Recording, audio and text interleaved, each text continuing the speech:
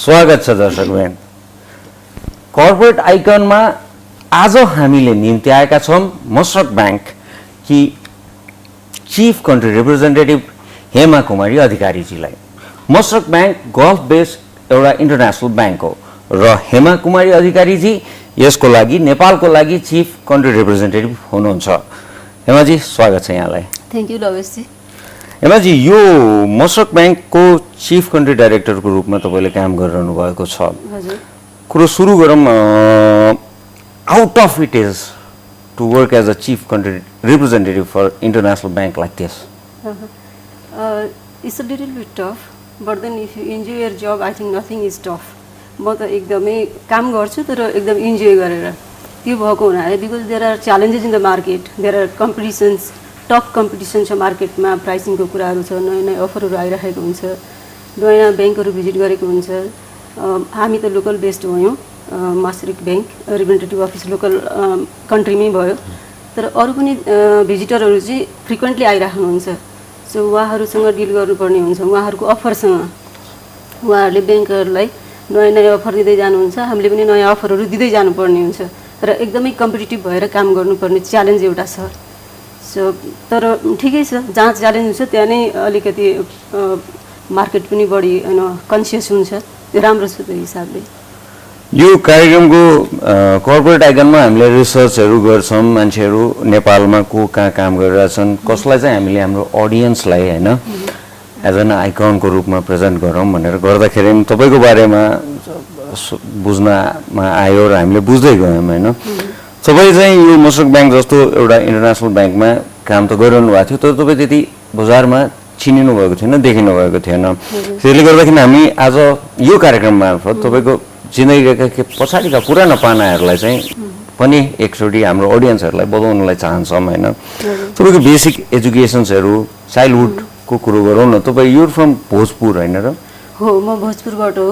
भोजपुरको दिल्पा भन्ने ठाउँमा जन्म भएको हो, तर मलाई त्यहाँ त्यति थाहा छैन किनकि सानैमा मेरो प्यारेन्ट्सहरू तराई आउनुभयो। तराईमा हामी दमकबाट तल एउटा जुरोपानी भन्ने ठाउँ छ, त्यहाँ सेटल डाउन भयौँ। त्यस पछाडि मेरो स्कुलिङ गौरीगञ्ज भन्ने त्यहीँको स्कुलबाट भयो। सो आफ्टर द्याट मैले मास्टर्स इन्टरमिडिएट गर्ने क्रममा म भद्रपुर आएँ, 1 वर्ष त्यहाँ पढेँ। त्यस पछाडि चाहिँ कस्तो भयो भने इङ्ग्लिस पढ्ने एकदमै धोको, इङ्ग्लिस राम्रो थिएन गाउँमा। त्यो भएको हुनाले चाहिँ म काठमाडौँमा गएर पढ्यो भने त धेरै राम्रो राम्रो अपर्च्युनिटिजहरू पनि पाउँछ, टिचरहरू राम्रो, बुक्सहरू अभाइलेबल हुने, मटेरियलहरूको प्रब्लम नहुने। त्यो भएको हुनाले काठमाडौँ आएर पढ्ने प्रोसेसमा नै यहाँ सेटल डाउन भएँ अहिले चाहिँ। र त्यस पछाडि मैले पद्मकन्याबाट आइए गरेँ, बिए गर्दा म रत्नराजी क्याम्पसबाट गरेँ र मास्टर्स चाहिँ शङ्करदेवबाट गरेँ, एमबिए गरेँ। सो ग्रेजुएसन पछाडि मैले एमए र एमबिए दुईवटा सँगै एडमिट गरेँ, तर एमए कन्टिन्यू गर्न सकिनँ, एमबिए चाहिँ क्लियर गरेँ। सो त्यस पछाडिसम्म आउँदाखेरि अहिले मैले पिएचडीमा एउटा डिग्री लिने कि भनेर एउटा युनिभर्सिटीमा इनरोल गरिरहेको छु। त्यो चाहिँ अब I am trying to complete लेसी। तपाईँको जुन तपाईँले एसएलसी दिनुभयो होइन गाउँबाट, गौरीगञ्जबाट, त्यसपछि तपाईँले कलेजमा भद्रपुरदेखि काठमाडौँसम्म आउनुभयो होइन। त्यो एजुकेसन ग्याप जुन हुन्थ्यो नि त्यति बेला तपाईँलाई लागेको कि अङ्ग्रेजी एउटा जरुरी चिज थियो तर त्यो मिसिङ थियो भन्ने, यो चाहिँ अब अहिले तपाईँ इन्टरनेसनल ब्याङ्कमा काम गर्नुहुन्छ। सो यो कन्ट्राडिक्सन के अहिले यो सायद हाम्रो अडियन्सहरूलाई पनि छक्क लाग्न सक्छ कि गौरीगञ्जमा पढेको एकजना मान्छे आज एउटा इन्टरनेसनल ब्याङ्कको कन्ट्री रिप्रेजेन्टेटिभ भएर हाम्रो अगाडि आउन सक्नुहुन्छ। सो ड्राइभ कसरी गर्यो तपाईँले, आफूलाई अपग्रेड कसरी गर्नुभयो त एन्टायर यो करियर वर्कमा? यसमा चाहिँ कस्तो हो भने मेरो जुन क्रेज थियो केही न केही गर्नुपर्छ र ब्याङ्किङ भन्ने त थाहा थिएन सुरुमा, सायद अब कुन प्रोफेसनमा जान्छु त्यो त थाहा थिएन। काठमाडौँ आयो, पढ्ने सिलसिलामा पढ्नुपर्छ भन्ने थियो, सिन्सियरिटी थियो, हार्डवर्क गरेँ, मेहनत गरेँ। एउटा त्यो चाहिँ जहिले पनि मेन्टल्ली आई वाज प्रिपेयर्ड कि I have to do a hard work.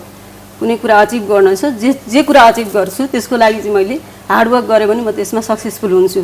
त्यो एउटा मसँग जहिले पनि भित्र रहिरहेको थियो। त्यो हिसाबले चाहिँ मलाई लाग्छ त्यसले नै एउटा यस्तो स्ट्रङ फोर्स थियो, त्यसले नै मलाई ड्राइभ गर्दा गर्दै लग्यो। सो पढ्न पनि छोडिनँ, जब पनि गरिराखेँ। त्यो हिसाबले हेर्दा एक्सपिरियन्स पनि बढ्दै गयो, प्लस एजुकेसनल क्वालिफिकेसन पनि बढ्दै गयो। त्यसले चाहिँ मलाई अगाडि बढ्न धेरै सहयोग गर्यो। हेमाजी यो जुन त्यहाँबाट माइग्रेट भएर काठमाडौँ आएर पढ्दाखेरि how difficult those days were के those days were quite difficult in a way होइन। I started from teaching my career त नभनौँ, स्कुलमा टिचर भएर काम गरेँ 1-2 वर्ष। त्यस पछाडि मैले इन्टरटुर्स नेपाल भन्ने एउटा ट्राभल एजेन्सी थियो, त्यहाँ म काम गरेँ। त्यो अफिसको सबै कुराहरू हेर्थेँ। त्यति बेला टाइपराइटर थियो, कम्प्युटरको त्यति चलन थिएन। सो इन्टरटुर्समा काम गर्दा मैले धेरै नलेज पाएँ। एकजना हाम्रो प्रेम एसदेवी राणा भन्ने हुनुहुन्थ्यो, त्यहाँको म्यानेजिङ डाइरेक्टर। उहाँबाट मैले एकदमै ठुलो लेसन पाएँ। उहाँ आफै पनि एकदमै हार्ड वर्कर हो। सो उहाँबाट पाएको लेसनले मलाई चाहिँ अगाडि बढ्न धेरै सहयोग गर्यो। अझैसम्म पनि म उहाँलाई रेस्पेक्ट गर्छु, सम्झिन्छु। इन्टरटुर्स नेपाल पछाडि मैले जब अमेरिकन एक्सप्रेसमा जब पाएँ, त्यो चाहिँ इट वाज अराउन्ड 1994-95 तिर हो। त्यति बेला जस्ट 5-6 ब्याङ्क थिए मार्केटमा होइन। त्यति बेला म चाहिँ I was just looking for a job भनौँ न, राम्रो जब। ब्याङ्कमा राम्रो हुन्छ भन्ने त थाहा थियो। राम्रो जब खोज्ने क्रममा जाँदाखेरि त्यहाँ म पुगेँ। सो 95 देखि मेरो चाहिँ इन्टरनेसनल ब्याङ्किङमा करियर स्टार्ट भयो। तपाईँले करियरको मेरो जिन्दगीको उतार चढावमा एमएक्समा काम गर्नुभयो। एमएक्समा कुन पोस्टमा जोइन गर्नुभएको थियो, कसरी करियर सुरु गर्नुभएको थियो? एमएक्समा जोइन गर्दा चाहिँ म एउटा अफिस सेक्रेटरी मात्रै थिएँ। त्यति बेला उहाँहरू अफिस सेक्रेटरी खोजिराख्नु भएको रहेछ र म पनि I happen to be there because म चाहिँ I was working for a company name Airborne Express at that time. जब म मार्केटिङ गर्ने गर्थेँ त्यही क्रममा म अमेरिकन एक्सप्रेससँग चिनजानको मार्केटिङको क्रममा चिनजान भएँ म त्यहाँ। सो त्यो हुँदै जाँदाखेरि एक दिन म मार्केटिङकै क्रममा गइराखेको थिएँ। सो त्यहाँको रिप्रेजेन्टेटिभ हुनुहुँदो रहेछ कलोल मित्रा भन्ने हुनुहुन्थ्यो त्यति बेला। सो उहाँले चाहिँ मलाई yes I am looking for a person, so if you are interested please come. अनि मैले मेरो बायोडाटा लिएर गएँ। त्यहाँ गएपछि उहाँले हेरेपछि सो ल भोलिपल्टदेखि जोइन गर्नुहोस् भन्ने कुरा उहाँले ल्याउनु भयो र मैले त्यहीँबाट मेरो स्टार्ट भयो। भोलिपल्टदेखि त गरिनँ मैले, after 1 month so I joined. त्यहाँदेखि चाहिँ म सुरु गरेँ अब ब्याङ्किङमा चाहिँ। हेमाजी तपाईँको ठ्याक्कै यो कुरा सुन्दाखेरि नि तपाईँ ट्राभल एजेन्सीमा पुग्नुभयो, टिचिङमा हुनुहुन्थ्यो, ट्राभल एजेन्सीमा पुग्नुभयो, त्यसपछि एउटा कुरियर कम्पनी, त्यति बेलाको एउटा कुनै राम्रो कुरियर कम्पनीमा एमडीको क्यारियर उसमा पुगिसक्नु भएको थियो, एउटा म्यानेजरियल पोस्टमा। त्यसपछि तपाईँले एमएक्समा फेरि भन्दै हुनुहुन्छ कि एउटा सेक्रेटरीको रूपमा म जोइन गरेँ भन्नुहुन्छ।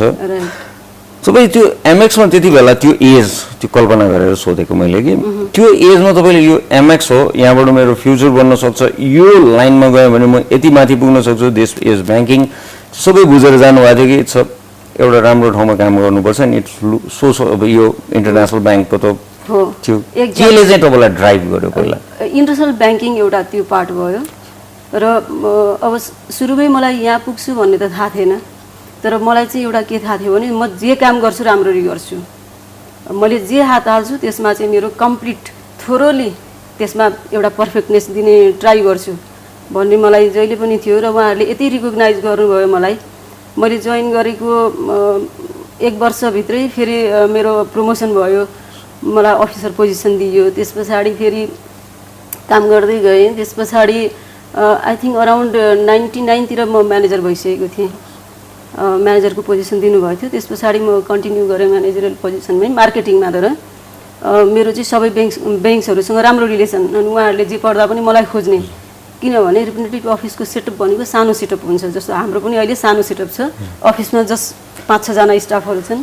सो त्यसमध्येमा अब कसले राम्ररी ह्यान्डल गर्छ त्यो रेस्पोन्सिबिलिटी उसले लिनुपर्ने हुन्छ। त्यहाँ कुनै हार्ड एन्ड फास्ट यसले यही गर्नुपर्छ भन्ने हुँदैन, किन सानो सेटअपमा त त्यो त जसले जे पनि गर्नुपर्ने हुन्छ।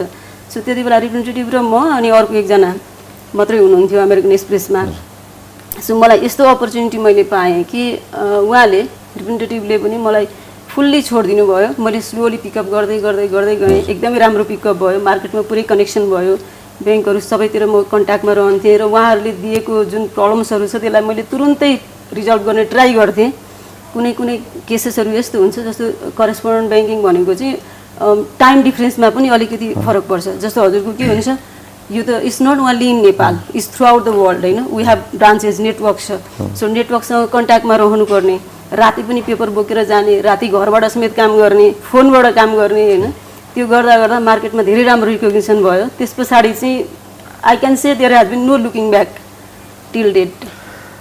हिमाजी, हामी तपाईँको एमएक्स को क्यारियर र एमएक्स मा तपाईँले गर्नुभएको कुराहरूलाई अरू पाटोमा पनि प्रवेश गर्नेछौँ। तर त्योभन्दा पहिला म एकचोटि तपाईँसँग के जान्न चाहन्छु भने त्यति बेला तपाईँको इनिसियल डेज, इनिसियल करियरका त्यति बेलाका साथी भाइहरू अहिले सम्झिनुहुन्छ? अहिले कोही कन्ट्याक्टमा छन्, सँगै छन् या के छ सबै त्यो बेलाको परिस्थिति र आजसम्म सम्झिँदाखेरि चाहिँ के?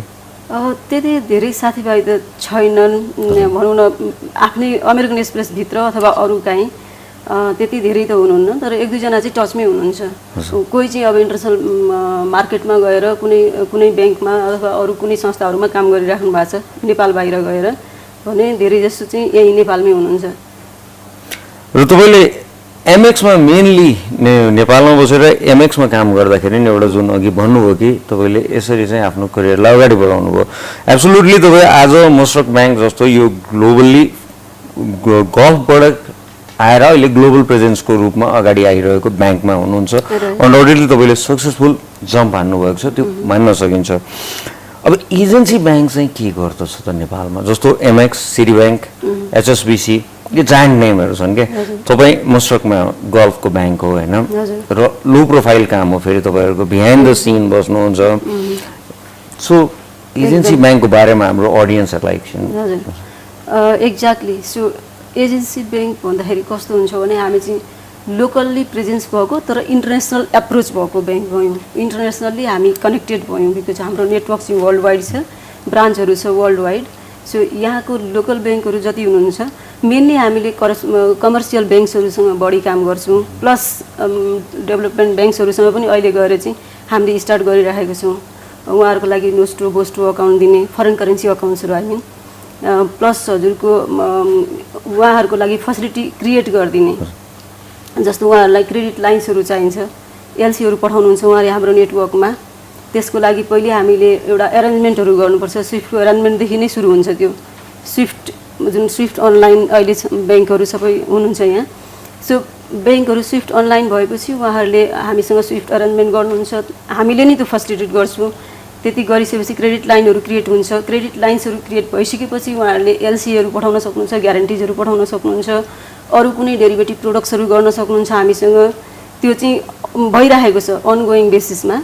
सो प्लस हामीले उहाँहरूलाई चाहिँ फ्रिक्वेन्टली अथवा at least once in a year भनौँ न इन्टरनेसनल सेमिनार गर्छौँ, जहाँ चाहिँ उहाँहरूलाई अपडेट राख्नको लागि इन्टरनेसनल मार्केटसँग के हुँदैछ त इन्टरनेसनल मार्केटमा, केवाइसी कम्प्लायन्स एकदमै टफ भएर आएको छ अहिले होइन। सो त्यो कुरा भयो। र इन्टरनेसनल ट्रेडमा कस्तो खालको ट्रेन्ड भइरहेको छ इन्टरनेसनल मार्केटमा, त्योहरूको लागि जानकारी दिनको लागि हामीले उहाँहरूलाई इन्भाइट गर्छौँ वान्स इन अ इयर, कुनै फरेन कन्ट्रीमा लगेर ट्रेनिङ दिन्छौँ।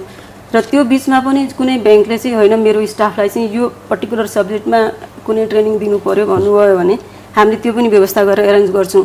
So as a whole correspondent banking भनेको चाहिँ हामीले यहाँ रिप्रेजेन्ट गर्ने हो र लोकल ब्याङ्क्सहरूलाई फेसिलिटेट गर्ने काम गर्छौँ। अनि हामी चाहिँ उहाँहरूको एक्सटेन्डेड आर्म छौँ भनौँ न। उहाँहरूले इन्टरनेसनल मार्केटमा गएर जुन बिजनेस गरिराख्नु भएको छ त्यसको लागि हामीले उहाँहरूलाई फेसिलिटेट गर्छौँ यहाँबाट।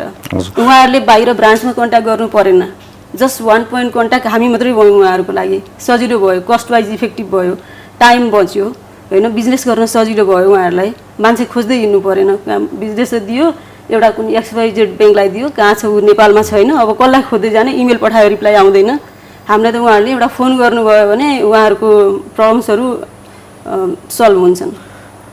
हेमाजी, यो तपाईँको ब्याङ्कको बारेमा बुझ्दाखेरि चाहिँ यो मसरक ब्याङ्कको अफिस चाहिँ नेपालमा रजिस्टर्ड छ भनेर भनिएको थाहा पाएँ मैले होइन। अदर ब्याङ्क्सहरू चाहिँ रजिस्टर्ड छैन। So what is this registered things र यसले चाहिँ के एउटा त्यस्तो किसिमको थियो? एकदमै राम्रो क्वेसन हो। यसमा के छ भने हजुरको मैले मसरक ब्याङ्क जोइन गरेँ 2007 मा, तर 7 मा जोइन गरे पनि हाम्रो अफिस रजिस्टर्ड थिएन यहाँ।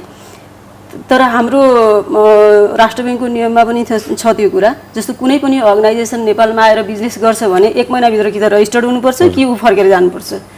मेरो सिचुएसन त्यस्तो थिएन। कस्तो भने म जोइन गर्नु अगाडि नै रिलेसन 4-5 वटा ब्याङ्कसँग भइसकेको थियो मसरकको। तर म जोइन गरेको हो रेप अफिस खोल्नलाई, रिप्रेजेन्टेटिभ अफिस खोल्ने क्रममा जाँदाखेरि 2007 बाट हामीले स्टार्ट गर्यौँ तर सेन्ट्रल ब्याङ्कसँग पनि खासै प्रोभिजनहरू केही थिएन रेप अफिसलाई कसरी खोलाउने त के प्रोभिजनिङ राख्ने कुन क्राइटेरियामा खोल्न दिने त्यो कुरा नभएको हुनाले हामीले बसेरै राष्ट्र ब्याङ्कको एक्जिक्युटिभ लेभलको सरहरूसँग बसेर कुरा गरेर हामीले एउटा तयार पार्यौँ एउटा प्रोभिजन चाहिँ यो राख्न सकिन्छ भनेर 4-5वटा पेजको भनौँ न त्यो तयार भइसकेपछि फाइनल्ली 2010 मा राष्ट्र ब्याङ्कको लाइसेन्स पाएँ मैले अनि चाहिँ म लोकल्ली ट्रान्सफर भएँ नत्र म I was just shuttling between the two countries Nepal UAE Nepal because त्यहाँ पनि हजुरको त्यहाँको पीआरले त फेरि 6 मन्थ भन्दा टाढा बस्न पाउँदैन 6 मन्थमा त्यो भिजा एन्ट्री लिने इमिग्रेसन एन्ट्री लिनुपर्छ प्लस कामले पनि करेक्ट कसरी मिलाउनुहुन्थ्यो त्यति बेला त्यति बेला मैले मिलाउँथेँ म 6 मन्थसम्म वेट गर्नै पर्दैन थियो कुनै न कुनै प्रोग्राम हाम्रो इन हाउस प्रोग्रामहरू भइरहन्थ्यो दुबईमा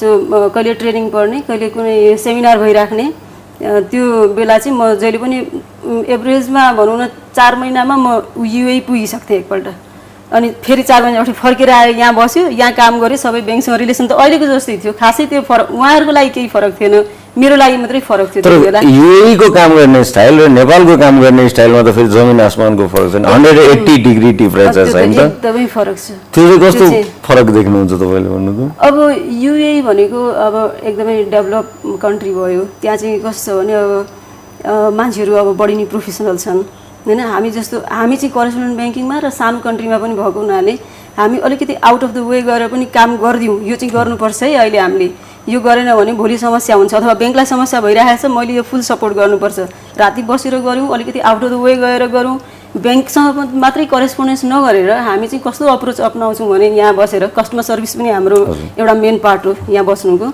जस्तो कुनै ब्याङ्कले कुनै पैसा पठायो पार्टीले पैसा पाएन भन्छ ब्याङ्क पठायो लेसे हङकङ पठायो एचएसबीसी हङकङ पठायो उसले पार्टीले पैसा पाएको छैन बेनिफिसियरी अर्कै छ अब उसले पाएको छैन भने हामी कतिसम्म गर्छौँ भने बेनिफिसियरीको कन्ट्याक्ट नम्बर लिन्छौँ रेमिटरबाट बेनीलाई डाइरेक्ट फोन गर्छौँ तपाईँको पैसा पाउनु भयो यो दिनमा दिएको छ उसले पाएन भन्छ भएपछि ब्याङ्कको हामीलाई कन्ट्याक्ट डिटेल्स दिनुहोस् तपाईँको विल टक टु देम अनि फेरि एचएसबीसीसँग हामी कुरा गर्छौँ डाइरेक्ट हामीले त यो दिनमा पैसा दिएको छ मस्रिक न्युयोर्कबाट डलर यति वाटेभर त्यो पैसा दिएको छ तपाईँ हेर्नुहोस् त के छ त्यसको स्ट्याटस अनि उसले हेरेर अनि हामीले यो दिनमा दियौँ अथवा यो कारणले हामीले दिन सकेको छैन please get us more details त्यस्तो कुराहरू आउँछ कहिलेकाहीँ अनि त्यो के चाहिने हो त्यो रिक्वायरमेन्ट त्यहाँ हामीले फुलफिल गरिदिन्छौँ त्यो पठाइदिन लगाइदिन्छ यहाँबाट न्युयोर्कबाट जानुपर्छ त्यो चाहिँ त्यो गइसकेपछि उसले पैसा दिन्छ भनेको त्यो कस्टमर सर्भिस एक्जाम्पल हो त्यो हजुर धेरै जसो इन्टरनेसनल ब्याङ्किङहरूमा चाहिँ रुल्स भन्दा अगेन्स्टमा गएर चाहिँ जाँदैन नो इट्स अ रुल भनेपछि डट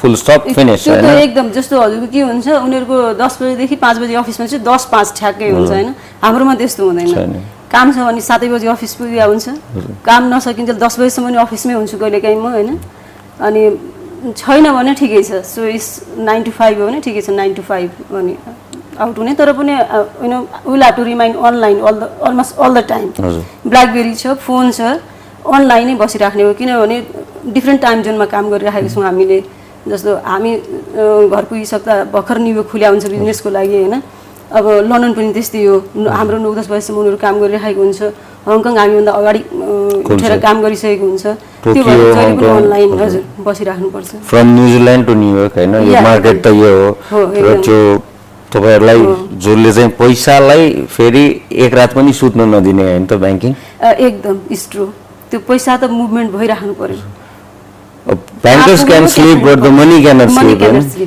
It's a profit. त्यो म्यानेजमेन्ट त गाह्रो छ नि त्यो म्यानेजमेन्ट त्यस्तो गाह्रो छैन अहिले अनलाइन सिस्टमहरू छ जस्तो कस्तो हुन्छ भने कुनै ब्याङ्कले पैसा पठायो न्युयोर्कबाट डलर त प्रायः न्युयोर्कबाटै जान्छ न्युयोर्कबाट चाहिँ कुनै पैसा अस्ट्रेलिया जान छ लेट्स से उसले पैसा पठाउँछ अहिले त स्विफ्ट अनलाइन भएर सजिलो भएको छ स्विफ्टको फर्मेटहरू हुन्छ कि हजुर 103 202 740 यो फर्मेटहरू जुन छ फर्मेट एकदमै मिल्या छ भने जस्तो 103 भनेको कस्टमर एउटा कस्टमरबाट अर्को कस्टमरमा जाने पैसा त्यो उसको फर्मेट एक्ज्याक्ट ठिक छ भने त्यसमा बीचमा कसैले पनि म्यानुअली इन्टरभेन्सन गर्नै पर्दैन सिस्टमले गर्छ न्युयोर्कको सिस्टमले अटोमेटिक त्यो कुन च्यानल हो त्यो च्यानलबाट पैसा त्यही बेला पठाइदिन्छ तर अब अस्ट्रेलिया त बन्द भइसकेको हुन्छ भनौँ त्यो दिन अनि उसले नेक्स्ट डे आफ्नो अकाउन्टमा देख्छ तर आजको भ्यालुमा देख्छ पैसा थ्याङ्क यू यो मसरक ब्याङ्कको अब एउटा अर्को कुरो नि तपाईँ मसरक ब्याङ्कमा यसरी लागि परिरहनु भएको छ तर एउटा कुरा नि जस्तो this is a golf based bank होइन, यो गल्फ बेस्ड ब्याङ्कको एक्सपिरियन्स यहाँ काम गर्ने थिएन कुनै जमानामा।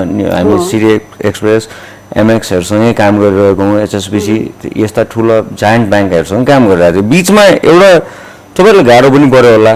इन द मिन टाइम जति बेला नेपाललाई ब्ल्याक लिस्टको थ्रेटहरू आयो नि, त्यो बाइ द वे अहिले त हामी सर्ट आउट भयो एफटिएको त्यो कारणले गर्दाखेरि तपाईँलाई मार्केटिङ पनि सजिलो भयो होला सायद, यो मैले अन्दाज गरेको। किन सिचुएसनले एउटा नयाँ ब्याङ्कलाई समटाइम्स यसको आइडेन्टिटी गल्फ बेस्ड भावनाले गाह्रो भयो होला। तर त्यो भयो भने तपाईँले आफूलाई कसरी मार्केटमा इस्टाब्लिस गर्नुभयो? मार्केटमा इस्टाब्लिस गर्नलाई चाहिँ फर्स्ट अफ अल त you have to have the knowledge on your products and what is your business you have to know. So once you have that, के गरेदेखि उहाँहरूलाई सजिलो पर्छ फेसिलिटेट गर्ने काम। उहाँहरूलाई जस्तो कुनै समस्या परेको छ, if you just tell them ए यो त हामीले हेर्ने होइन, यो त होइन, अहिले फेरि टाइम पनि गइसक्यो, हामीले यो हेर्न मिल्दैन भन्ने कुरा गऱ्यो भने उहाँहरूलाई गाह्रो हुन्छ। अनि त्यो हिसाबले चाहिँ that's why I'm telling you extended arms हौँ हामी।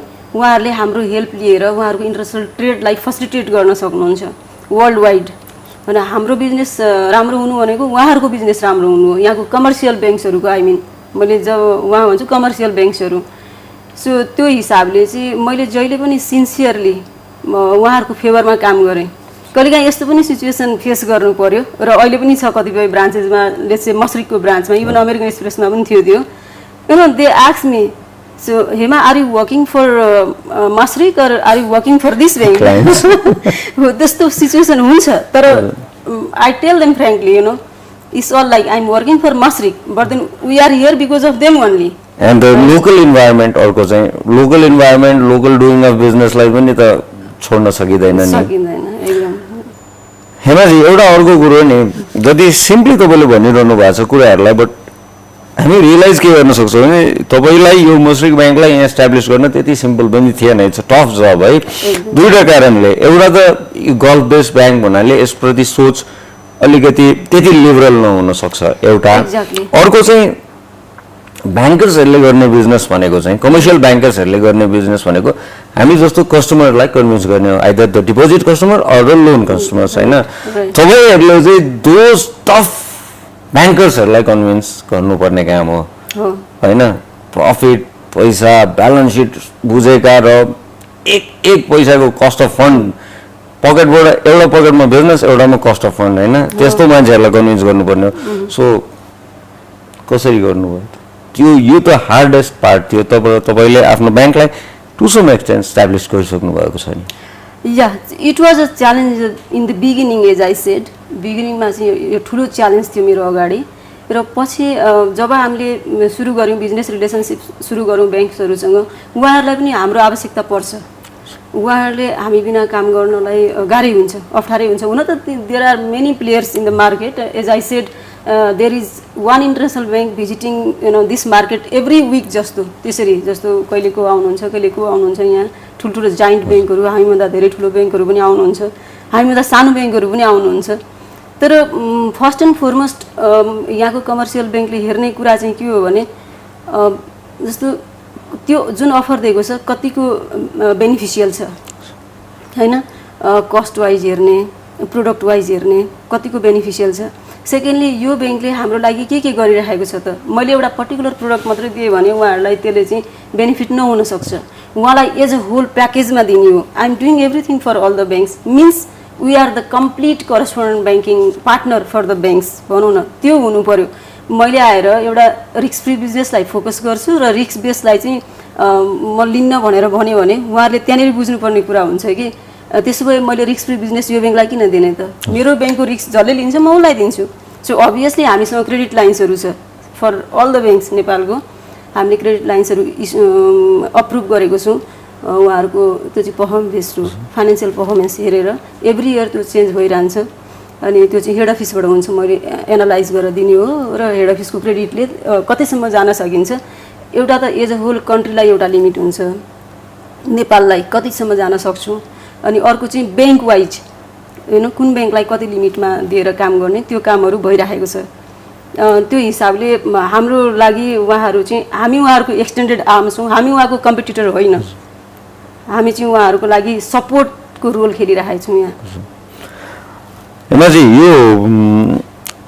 यो तपाईँको नेपालको बिजनेसलाई एकैछिन रोकेर अब एक्चुअली गल्फको बिजनेसमा र गल्फमा नेपालीहरूको प्रेजेन्स साह्रो बढिरहेको छ। मोस्ट प्रोबेबली अहिले दुबई त युएईमा नेपालीहरूको जाने क्रम पनि बढिरहेछ र त्यहाँ हाइपेडहरूले काम पाउन थालेका छन् होइन, एउटा रेन्जभन्दा माथि। त्यस्तो अवस्थामा अब मसरक ब्याङ्कको कन्ट्री रिप्रेजेन्टेटिभ अफिसरको हिसाबले तपाईँले do you see the other opportunities in relate with the remittance, in relate with the business expansions होइन, जस्तो क्यापिटलका इन्भेस्टमेन्टका कुराहरूलाई इन फ्युचर अर्को एउटा पाटो पनि छ होला नि होइन? डेफिनेटली छ। त्यसमा चाहिँ रेमिटेन्सलाई कसरी फोकस गरेर मतलब फेसिलिटेट गर्ने फोकस भन्दा पनि युएईमा भएको रेमिटेन्स कम्पनीहरूले त्यो पैसा जुन न्युयोर्क थ्रु अहिले पठाइरहेछ नेपालमा त्यसलाई पनि हामीले कसरी अझ बेटर अफर दिन सक्छौँ। कस्ट र टाइम दुईटैलाई रिड्युस गर्न सक्नुहुन्छ? राइट, एकदम कस्ट र टाइम दुईटैलाई रिड्युस गर्न सक्छौँ। त्यसको लागि हामीले एउटा एइडी अकाउन्ट खोलेर ब्याङ्कहरूको लागि, हुन त एइडी अकाउन्ट अब यहाँ लोकल मार्केटमा कन्भर्टेबल करेन्सी भनेर त्यो चल्ने त छैन, बट स्टिल एइडी अकाउन्ट खोलाइदियो भने एइडी अकाउन्टलाई अनलाइन एक्सेस दिएर उहाँहरूले चाहिँ आफ्नो रेमिटेन्स कम्पनीहरूलाई, एक्सचेन्ज हाउजेसहरूलाई मसरिकको अकाउन्ट नम्बर दिनुहुन्छ, लोकल करेन्सीमा त्यहीँ क्रेडिट आयो। त्यो क्रेडिट भएपछि हजुरको उतापट्टिको कस्टहरू बच्यो होइन, स्विफ्टको कस्टहरू बच्यो, एक्सचेन्जमा जुन कस्ट लाग्थ्यो एक्सचेन्ज हाउजेसको लागि त्यो कस्टहरू बच्यो, केवाइसी ड्यु डिलिजेन्सको कुराहरू पनि एक्सचेन्ज कम्पनीलाई खासै लागेन, किनकि युएसए थ्रु पैसा डाइरेक्ट एक्सचेन्ज हाउजेसले पठायो भने हाई रिस्कमा लाग्छ युएसले। तर हाम्रोमा आइसकेपछि त मसरिकमा त्यो पैसा आयो भने मसरिकले फेरि कभर पेमेन्ट त न्युयोर्कलाई दिनैपर्छ अल्टिमेटली, तर त्यो चाहिँ डलरमा जान्छ, इक्विभलेन्ट डलर। हामीले एउटा एक्सचेन्ज रेट पेक्ड रेट दिन्छौँ उहाँहरूलाई, त्यो रेटको बेसिसमा हामीले एभ्री नाइट न्युयोर्कमा क्रेडिट गरिदिन्छौँ। तर हाम्रो डे टाइममै त्यो पैसा चाहिँ कति पैसा पठायो उहाँले हाम्रो अनलाइन एक्सेस थ्रु यहाँ हेरेर उहाँहरूले त्यसमा आफ्नो पोजिसन लिन सक्नुहुन्छ। भनेको मतलब त यो एक्चुअली यो तपाईँहरूले गर्ने कामले कन्ज्युमर त लगभग जुन कस्टमर्स हुन् तिनीहरूलाई त त्यही नै पोजिसनिङ होला आजको भोलि अथवा वाट एभर जे सिचुएसन छ, तर bankers can save money and make money. Bankers can save money, तर कस्टमरको लागि पनि त्यसले अलिकति फरक पार्छ। जस्तो उहाँ ब्याङ्करहरूले युएसबाट आउने पैसा कुर्नु पर्यो भने हजुरको आज पठाएको पैसा भोलि मात्रै देखिने भयो, भोलि वर्किङ डे हो भने होइन, नत्र त त्यो त पछि अर्को वर्किङ डेमा गयो first of all. Secondly US close छ भने पनि त्यो पैसा आएन। जस्तो सटरडे कसैले पैसा पठायो, सटरडे त युएई त ओपन हुन्छ अथवा गल्फ कन्ट्रिजहरू ओपन हुन्छन्, अब उनीहरूले पैसा पठायो त्यो पैसा चाहिँ न्युयोर्क भएर आउनु पर्यो भने त न्युयोर्कले सटरडे क्रेडिट गर्दैन, सन्डे क्रेडिट गर्दैन, मन्डे क्रेडिट गर्छ, तर मन्डे हाम्रो अफिस आवर पछाडि भनेको ट्युसडे मात्रै त्यो पैसा देख्ने भयो नि यहाँको ब्याङ्कले। तर हामीले जुन फेसिलिटी दिन खोज्दैछौँ त्यो चाहिँ उहाँहरूले फ्राइडेको स्टेटमेन्टमा सटरडे पैसा पठायो, सन्डे उहाँ अफिस आउँदाखेरि उहाँले डेस्कमा देख्नुहुन्छ अनलाइन एक्सेस हुन्छ, मेरो पैसा त यति आइसकेको एडी।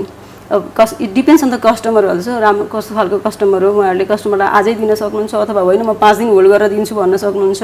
कभर पेमेन्ट आउँदै गर्छ, but the payment is guaranteed नि त, आएको त उहाँसँग एभिडेन्स भयो नि पैसा आइसक्यो। अब उहाँले त्यसलाई डिस्पर्स गर्न चाहनुहुन्छ भने पोसिबल भयो, होइन होल्ड गर्नुहुन्छ भने नि उहाँहरूको कुरा भयो।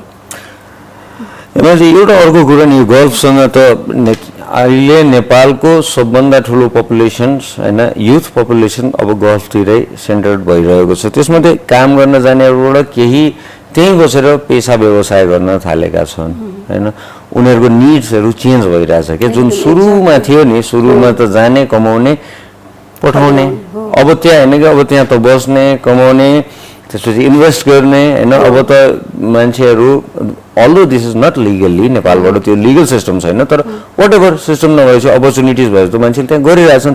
अब यसलाई लिगलाइज गर्नलाई यस्ता चिजहरू जुन हुन्डी पैसा मगाउँदा पनि पठाउँदा पनि ठुलो अमाउन्ट हुँदाखेरि चाहिँ फेरि नेचुरल्ली अर्न मनी इलिगल्ली होइन लिगल्ली अर्न मनी पठाउनलाई पनि ठुलो अमाउन्ट हुँदाखेरि नेपालीहरूलाई प्रब्लम छ पठाउँदा ल्याउँदा बोथ साइड होइन। मसक ब्याङ्कले चाहिँ के गर्न सक्छ तपाईँहरूले त्यसमा कुनै इनिसिएसन्सहरू? अल्दो यो आज भन्दामा भोलि हुने चिज पनि त होइन होइन, दुईटा कन्ट्रीको बिचको कुराहरू हुन्छ। Right, so customer to customer भनेको पेमेन्टहरू युएसबाट आउँदाखेरि एकदमै हाई रिस्कमा राखेको हुन्छ। ब्याङ्क टु ब्याङ्क भयो भने त्यति हाई रिस्क हुँदैन, होइन, जस्तो ट्रेडको पेमेन्टहरू फ्लो हुने ब्याङ्क टु ब्याङ्क ट्रान्सफरहरू हो। तर कस्टमर टु कस्टमर ठुलो पेमेन्ट आउँदैछ भने के को पेमेन्ट हो त त्यो, होइन? वेदर द्याट इज अब एकदम जेन्युन मनी हो अथवा होइन, कुनै ड्रगको हो, ट्राफिकिङको हो, अथवा अरू कुनै होइन त्यस्तो टेरोरिस्टको पैसा हो कि, त्यो जहिले पनि डाउटफुल हुने हुनाले even in the Gulf or I mean in UAE also they is a threshold कि, जस्तो मिनिमम एकपटक पठाउँदा कति अमाउन्ट मात्रै पठाउन सक्नु, त्यस्तो खालको उहाँहरूले पनि त्यो क्राइटेरिया सेट गर्नुभएको छ। आई थिङ्क इट्स लाइक 40,000 कि कति एकपल्टमा। त्योभन्दा माथि पठाउनु पऱ्यो भने उहाँहरूले अर्को दिन पर्खिनु पऱ्यो, होइन? त्यो लट गरी पठाउनु पर्ने त्यस्तो खालको बाध्यताहरू छन्। त्यो चाहिँ अब जस्तो मैले भने नि, हामीले मस्रिकबाट उहाँहरूले एआइडीमै क्रेडिट गरिदिनु भयो भने हामीलाई समस्या भएन। तर न्युयोर्क भएर जाने आउने पैसा जति पनि छ इनवार्ड आउटवार्ड फ्लो त भइरहेछ नि डेली बेसिसमा। न्युयोर्क भएर जाने पैसाहरूमा चाहिँ जहिले पनि त्यो फिल्ट्रेसन सिस्टम हुन्छ त्यहाँ, युएसको गभर्मेन्टको, इज कल्ड ओफाक, होइन? Office of foreign assets control. ओफाकमा फिल्टर भएर जाँदाखेरि आउँदाखेरि कहिलेकाहीँ त्यो पैसाहरू त्यहाँ अड्किन्छ, होइन? कम्प्लायन्सको केवाइसी कम्प्लायन्सको कुराले त्यो समस्याहरू चाहिँ जहिले पनि रहिराख्ने भयो। तर उहाँहरूले एआइडी अकाउन्ट युज गरेर हाम्रोबाट गर्नुभयो भने चाहिँ केवाइसी कम्प्लायन्सको इस्युहरू भएन। जस्तो कभर पेमेन्ट जुन हुन्छ, एआइडी त यता आयो स्टेटमेन्टमा उहाँले देखिसक्नुभयो। हामीले मस्रिक दुबईबाट मस्रिक न्युयोर्क ओभरनाइट जुन पैसा पठाउँछु त्यो ब्याङ्क टु ब्याङ्क भयो नि, त्यसमा चाहिँ त्यति साह्रो केवाइसी कम्प्लायन्सको कुराहरू आउँदैन। केवाइसी कम्प्लायन्सले चाहिँ नेपालीहरूलाई मार्छ परिरहेछ, किनभने गल्फको पैसा भन्ने बित्तिकै अमेरिकन ब्रेन्डले अमेरिकन तरिकाले हेर्छ। गल्फ भन्ने बित्तिकै अब तपाईँले बुझिहाल्नुभयो, होइन? त्यो टेररिजमसँग चाहिँ सिधा लिङ्क हुनाले त्यो कारणले पनि हो। एउटा चाहिँ लबेस्टी के छ भने हामी एकदमै केयरफुल भएर काम गर्छौँ। इभन हाम्रो न्युयोर्कमा केवाइसी कम्प्लायन्समा यति धेरै मान्छे छन् हाम्रो त्यो डिपार्टमेन्टमा कि अरू अपरेसनमा त्यति छैनन्। केवाइसी कम्प्लायन्स हेर्नु चाहिँ त्यति धेरै स्टाफहरू छन् त्यहाँ। हरेक एउटा अमेरिकनको पछाडि 4 जना इम्प्लोइ राखेर सम्झाउनु पर्ने स्थितिलाई तयार हुनुपर्छ। कस्तोसम्म अप्ठ्यारो पर्छ, कहिलेकाहीँ यहाँबाट पेमेन्ट जान्छ, जस्तो सुदन साक्य लेख्यो, होइन? सुदन साक्य, SUDAN साक्य, हामीले त सुदन पढ्यौँ, उनीहरूले सुडान पढ्यो नि। ल सुडान पैसा गएको छ भनेपछि त्यहाँ गएर ओफाकमा अब फिल्टरमा ब्लक भयो त्यो पैसा, अब त्यो त्यतिकै रिलिज हुँदैन। यहाँबाट will have to give them additional papers, अलिकति होइन क्लारिफाई गर्नुपर्छ, यो कारणले हो, this is the purpose of the funds, होइन? The person is doing this in whatever country, beneficiary चाहिँ उसको पेसा यो हो, उसको अब स्टुडेन्ट हो भने स्टुडेन्ट हो, पढ्दैछ उसको पैसा हो भनेर भनेपछि अनि मात्रै त्यो रिलिज हुने प्रोसेसमा जान्छ। सो त्यस्तो केसमा चाहिँ हामी एटलिस्ट लोकल देखिन्छौँ, गल्फ र नेपालका ब्याङ्कहरू या गल्फ र इन्डियाका ब्याङ्कहरूको लोकल पर्सेप्सन्स मिल्छ छ, त्यो त अवश्य पनि। हजुर, त्यो सजिलो चाहिँ हुनसक्छ भन्ने तपाईँहरूले अफर गर्नु। हामी त यही रिजनमा भएको हुनाले आई थिङ्क हाम्रो एपेटाइट यो कन्ट्रीको लागि अथवा यहाँको ब्याङ्कहरू लागि एकदमै बढी छ।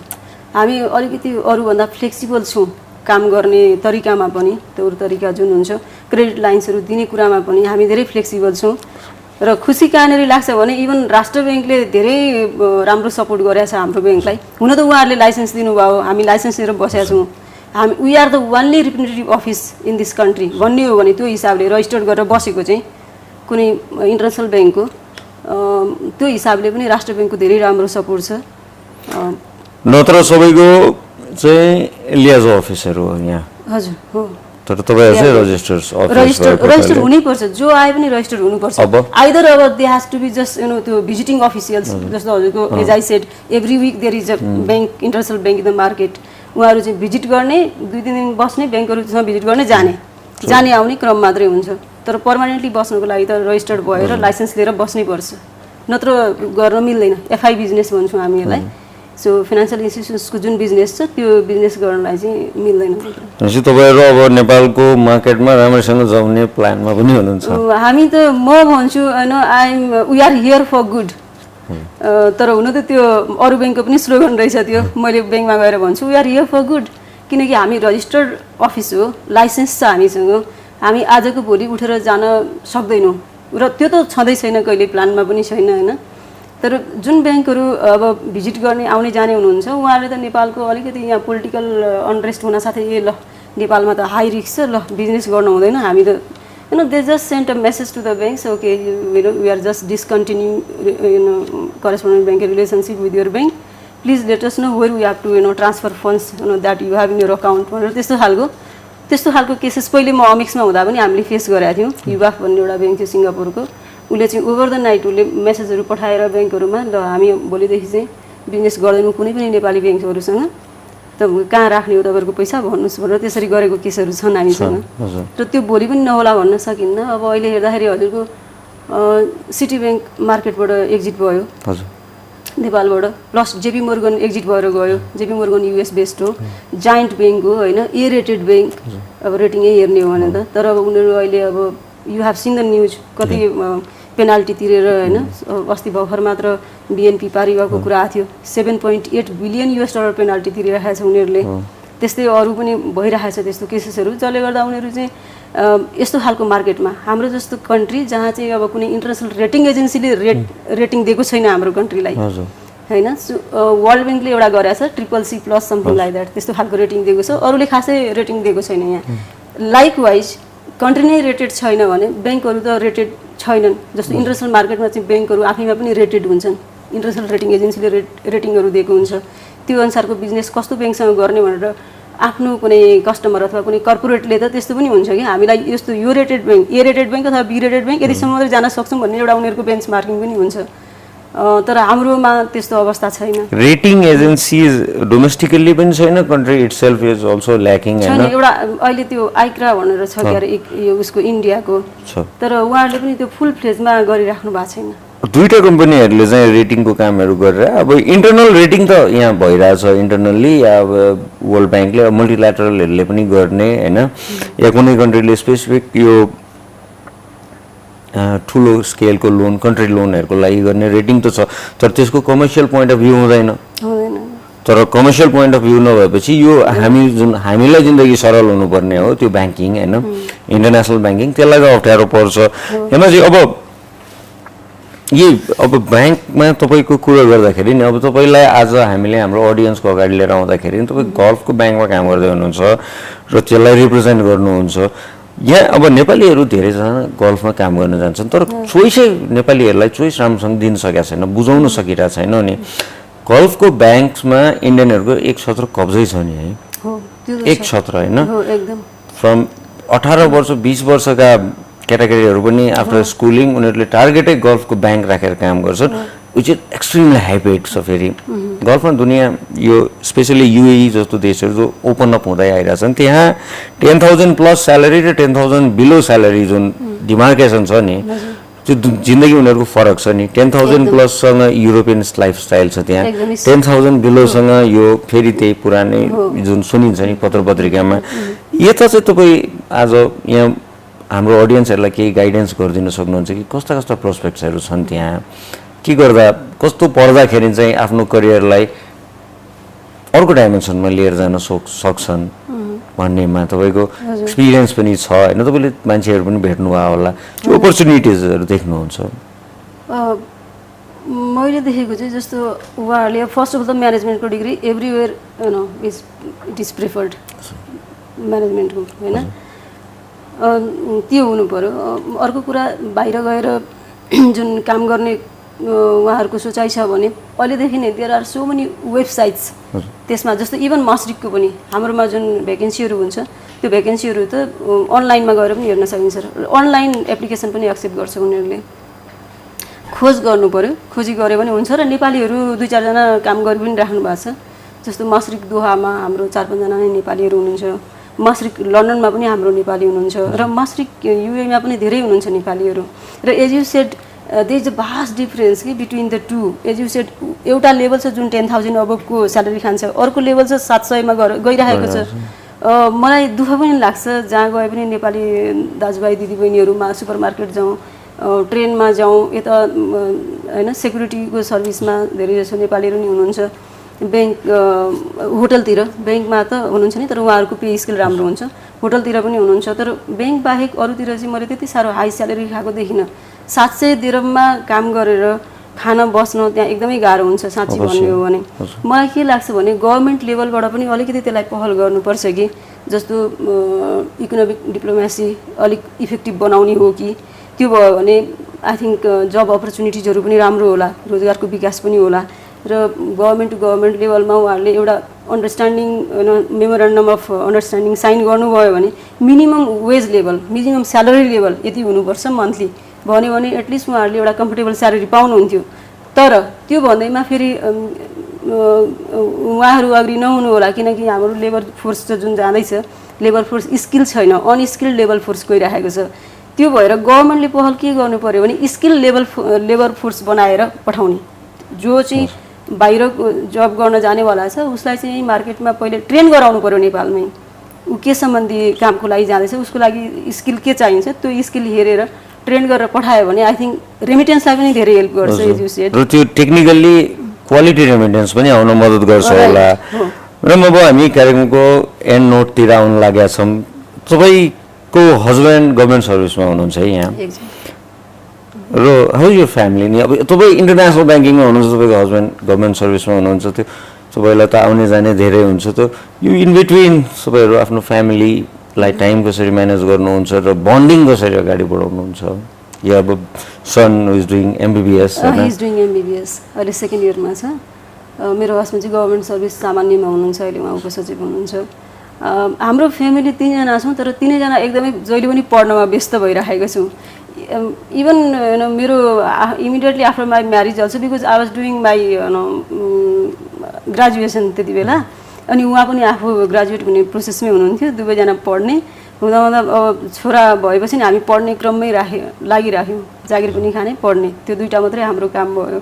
र अहिले अब बाबु त he's grown up now, I don't have to look after him so much. ऊ आफै अब इन्डिपेन्डेन्ट भइसकेको छ, होस्टेलमा बस्छ बाबु चाहिँ। त्यो भएकोले मलाई अहिले घरमा त्यति टाइम दिन भ्याउँदा पनि भ्याउँदैन एउटा कुरा, र त्यस्तो धेरै जरुरी पनि छैन। अब विकेन्ड्सहरू हलिडेजहरूमा फ्यामिलीसँग सँगै बसिन्छ, घुम्न गइन्छ। त्यो बाहेक वर्किङ डेमा चाहिँ हामी बिजी नै हुन्छौँ।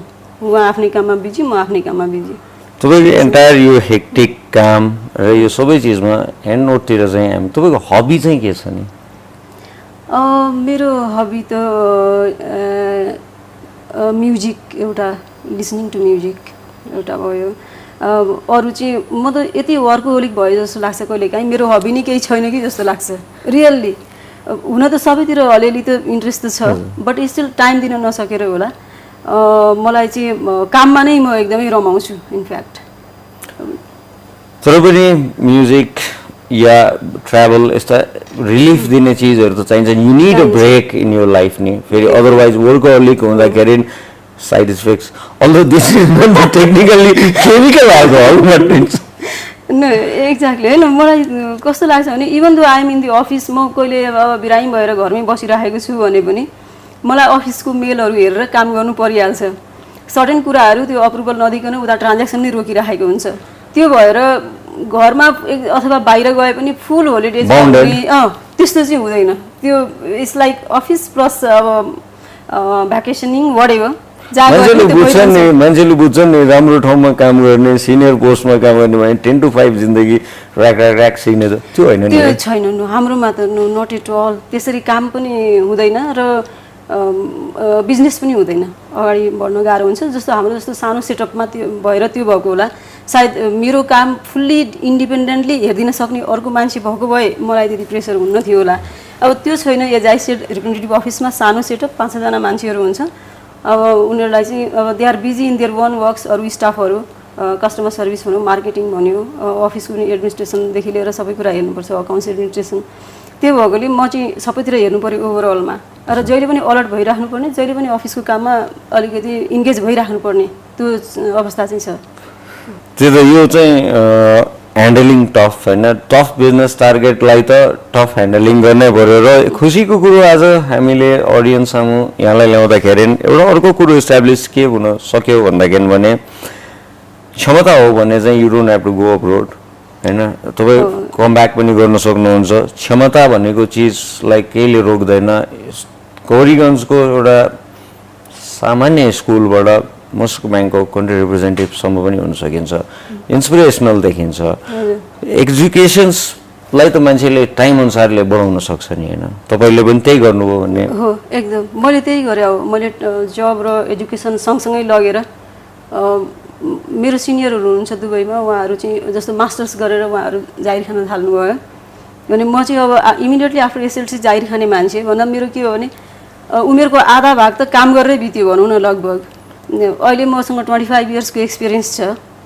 मसँग मैले मास्टर्स डिग्री गरिसकेँ, अब पिएचडी गर्ने प्रोसेसमा छु। यदि मैले मास्टर्स सकेर जागिर खान थालेको भए त मसँग 25 इयर्सको एक्सपिरियन्स हुने थियो अवश्य पनि। मेरो 15 वर्ष होइन बढी भयो, 20 वर्ष त्यस्तो हुन्थ्यो होला सायद। त्यो हिसाबले चाहिँ म अलिकति बेनिफिटेड छु जस्तो लाग्छ। हेमाजी, हामी कार्यक्रमको एन्ड नोटमा छौँ। तपाईँ केही नोट्सहरू सेयर गर्न चाहनुहुन्छ? केही सेयिङहरू छ तपाईँको इन्सपिरेसनल जसले तपाईँलाई इन्सपायर गर्छ? हजुर, ठिक भयो। म के भन्न चाहन्छु भने स्पेसल्ली फर यङ भ्युअर्स, उहाँहरूको लागि इन्सपिरेसन हुनसक्छ यो। In order to succeed your desire for success should be greater than your fear of failure, होइन? त्यो भन्न खोजेको चाहिँ घोडा चढ्ने मान्छे लड्न सक्छ, नलड्न पनि सक्छ। यदि लडिहाल्यो भनेदेखि चाहिँ उठेर फेरि चढ्ने, त्यो गऱ्यो भने डेस्टिनेसनमा पुगिन्छ, गन्तव्य के हो त्यहाँ पुगिन्छ। यदि गरिएन भने जहाँको त्यही रहन्छ। त्यो भएर हार्डवर्क र सिन्सियरिटीसँगै लाने र आफ्नो चाहिँ कन्टिन्युटी दिन खोज्ने जे कुरालाई पनि त्यो गऱ्यो भने अवश्य पनि सक्सेसफुल हुन्छ। अवश्य पनि। हेमाजी, जिन्दगी जिउने दुईवटा तरिका हुन्छ नि, एउटा लड्दै भिड्दै झगडा गर्दै तर अगाडि बढ्दै, एउटा चाहिँ टक्क रुकेर आलोचना गर्दै। टक्क रुकेर आलोचना गर्दाखेरि सायद पछाडि पुगिन्छ, तर लड्दै भिड्दै अगाडि जाने हो भने ढिलो चाँडो एउटा पोइन्ट टार्गेट सेट गरेर अगाडि जाने हो भने अवश्य पुगिन्छ। जसको एउटा स्याम्पल एक्जाम्पलको रूपमा आज हामीले यहाँलाई स्टुडियोमा बोलायौँ, यहाँसँग कुरा गऱ्यौँ। यसको लागि धेरै धेरै धन्यवाद। Thank you Laveshji, thank you for giving this opportunity. Avenues टेलिभिजनलाई पनि thank you so much. Thank you. Thank you. हस् त दर्शकवृन्द, आजको कर्पोरेट आइकनको समय यति नै। खबरभित्रको खबरको लागि हेर्दै रहनुहोला एभेन्युज टेलिभिजन।